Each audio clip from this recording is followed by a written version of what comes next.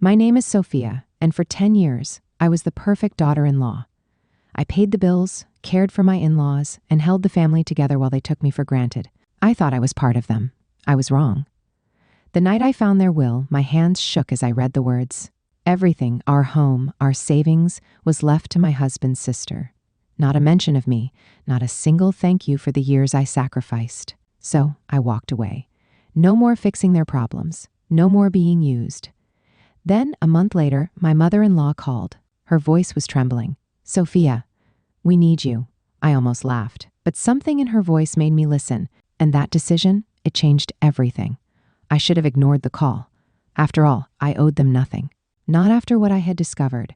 Not after realizing I was nothing more than their unpaid servant, their personal bank, their convenience.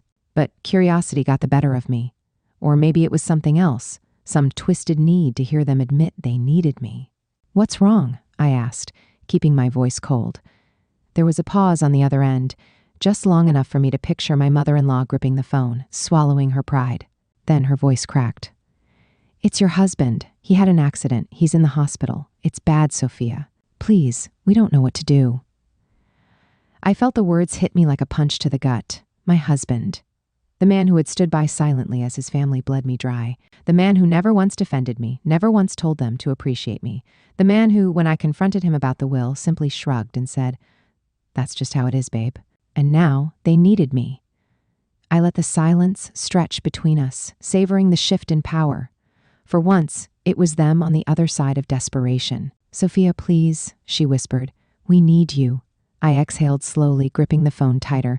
Maybe this was fate giving me a chance to walk away for good, to leave them to fend for themselves, the way they had left me. Or maybe this was my chance to finally make them see exactly who they had underestimated. "I'll think about it," I said. Then, without another word, I hung up. I set my phone down, my mind eerily quiet. They needed me. For the first time in 10 years, they weren't calling to remind me about an overdue bill or to ask if I could swing by and fix something around the house. This time, there was no entitlement in their voices, only desperation. And for the first time ever, I didn't rush to help. I stepped out onto my balcony, letting the cool night air brush against my skin. I searched for something, anger, satisfaction, relief, anything. But all I found was an unsettling silence deep inside me. A part of me wanted to let them figure it out on their own, to let them feel the sting of abandonment the way I had for years. But then another thought crept in. What if this was my chance? Not to go back, not to forgive, but to finally make them see who they had underestimated.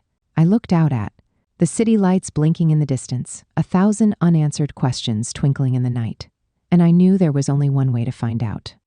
Before we continue this story, I want to connect with all of you, my incredible viewers. Where are you watching from? Drop your country's flag in the comments below. I know some of you may be watching this alone, so let me remind you, no matter where you are not alone. Because right now, I'm here with you, telling this story. The next morning, I drove to the hospital, not in a hurry, not in a panic. I walked in slowly, deliberately, letting every second stretch just a little longer. Just long enough for them to feel the weight of waiting, the uncertainty, the helplessness I had known for years. When I opened the door to his hospital room, my mother-in-law shot up from her chair like she had seen a miracle.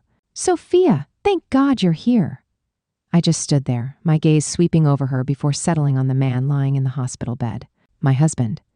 The same man who had watched as his family drained me dry. The same man who hadn't defended me when I confronted him about the will. The man who had shrugged and said, "That's just how it is, babe." And now he looked small, weaker than I'd ever seen him. Vulnerable. "Is he okay?" I asked, my voice unreadable. My mother-in-law clutched my hand, her eyes glistening. The surgery was successful, but the medical bills. She hesitated, then swallowed hard. "We can't afford it, Sofia. You know we've always relied on you." I let out a quiet, humorless laugh. "Relied on me?" I repeated slowly, savoring the words. "Are you sure I was ever really part of this family?" Her eyes widened, her lips parting as if to protest. But we both knew the truth. I turned to my husband, smoothing out his hospital blanket, my voice steady. "I haven't decided what I'm going to do yet." I met my mother-in-law's gaze, holding it. But this time, I'm not the only one making choices. And as I walked out of that hospital room, I could feel it. For the first time, they weren't in control anymore. This time, the power was mine. I stepped out of the hospital, my heels clicking against the linoleum floor as I made my way down the long hallway. The sterile scent of antiseptic lingered in the air, but all I could smell was the weight of their desperation clinging to me. I should have felt triumphant, after all, for the first time. They were the ones reaching out, pleading, realizing how much they had taken me for granted. But instead, all I felt was exhaustion. As I reached my car, I paused, gripping the handle tightly. A part of me wanted to drive away, to disappear from their lives the way they had erased me from theirs. Let them fend for themselves. Let them figure out how to survive without me. But another part, the part of me that had spent a decade keeping things together, hesitated. I wasn't doing this for them. I was doing this for me. I slid into the driver's seat and took a deep breath, steadying myself before turning on the ignition. The hum of the engine was the only sound in the quiet morning air.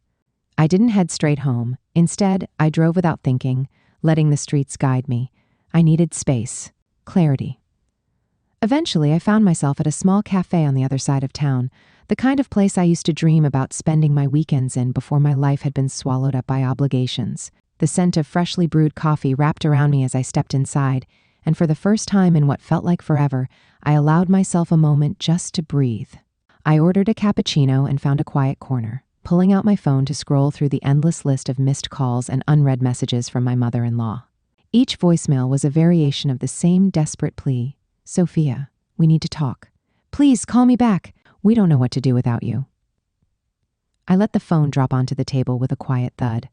The irony was almost laughable.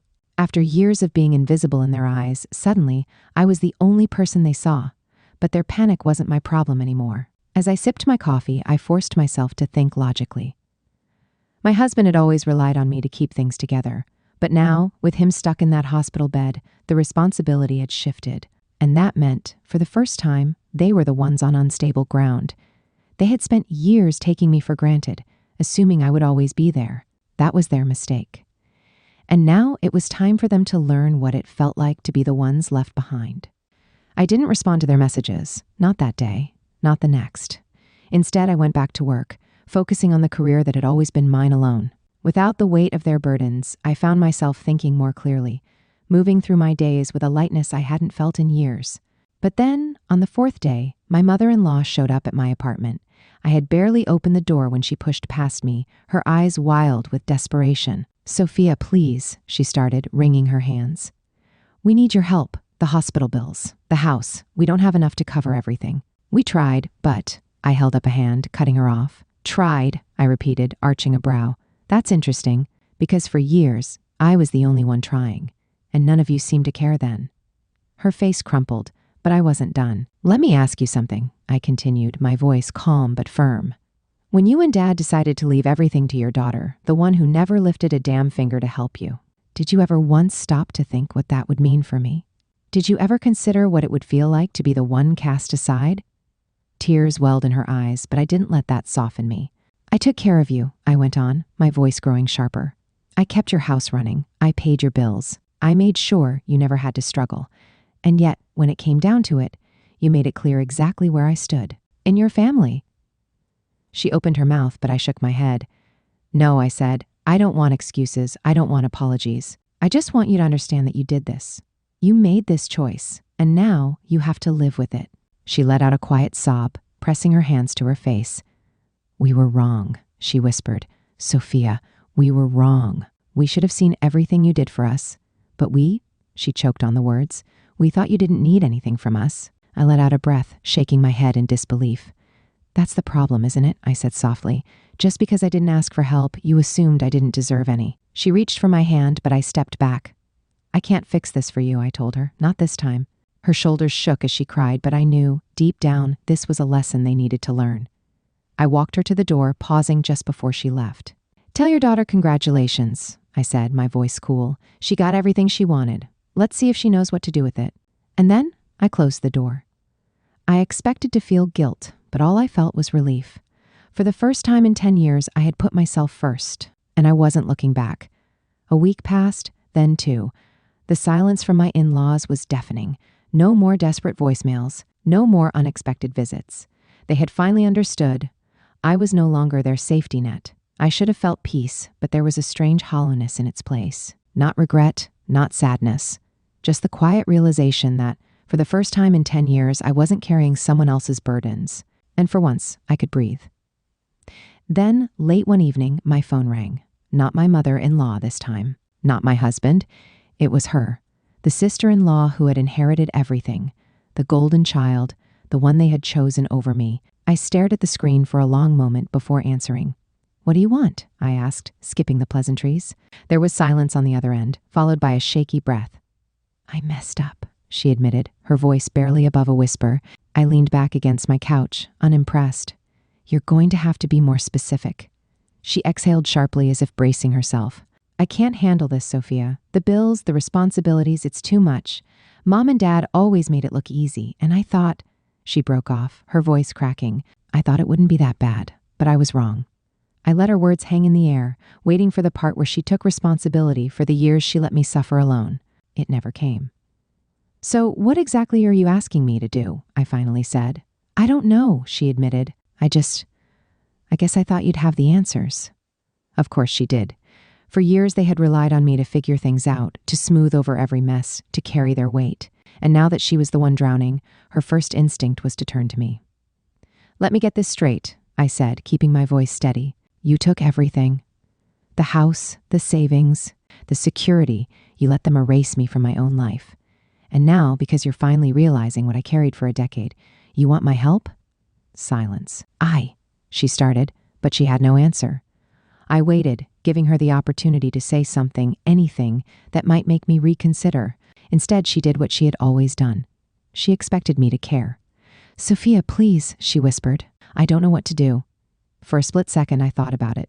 I thought about how easy it would be to step in, to fix everything, to be the person I had always been. But then I remembered something. When I had been struggling, when I had been exhausted, when I had been drowning in responsibilities, had any of them asked me if I was okay?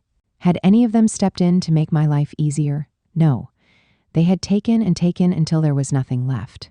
"Then figure it out," I said, my voice void of sympathy. She let out a quiet, stunned breath. "Wait, are you serious?" "Dead serious," I replied. "You wanted the life they promised you? Well, here it is. Welcome to reality." She started to stammer something, but I didn't wait to hear it. I ended the call, and just like that, I was free. Not because they had finally stopped needing me, but because, for the first time, I had stopped needing them. At its core, this story isn't just about betrayal or revenge. It's about self-worth. It's about realizing that just because people expect you to give, to sacrifice, to always be the one holding things together, doesn't mean you have to. It's about recognizing when a relationship, whether it's with family, in-laws, or even a spouse, is built on obligation instead of love. Sofia's journey is one that so many people can relate to. Maybe you've been in a situation where you gave and gave until there was nothing left. Maybe you've been overlooked, undervalued, or taken for granted by the very people who were supposed to appreciate you. And maybe, just maybe, you've had to make the hard decision to walk away, not out of bitterness, but out of self-respect. But now, I want to hear from you. Did you enjoy this story? Comment if you liked it, and if you didn't.